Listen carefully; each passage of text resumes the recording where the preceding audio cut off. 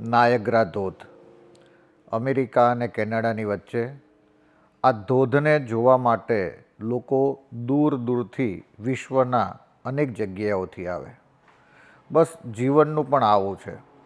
જ્યારે તમે વહેતા હોય ત્યારે તમને કોઈ જોવા ન આવે, પરંતુ વહેતા વહેતા જો પડી જાઓ ઉપરથી નીચે અને અવાજ આવે તો એને જોવા અને સાંભળવા લોકો દૂર દૂરથી નાવડી કરીને પણ જોવા માટે આવે. અને એ માત્ર જોવા જ આવે છે. પડવું એ ગુનો નથી, પરંતુ પડ્યા રહેવું એ ગુનો છે. અને જ્યારે નજીકથી જુએ ત્યારે પલ્લી પણ જવાય. પણ રેઇનકોટ પહેરીને પણ જોવા આવે કે માત્ર જોવાનું જ છે.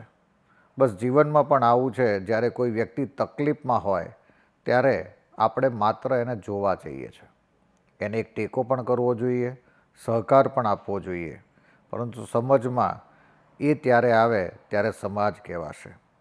એક વ્યક્તિને આપણે નાત બહાર મૂકીએ છીએ, પરંતુ આજે એના ભજનો આપણે કંઠસ્થ કરીએ છીએ. મોજ.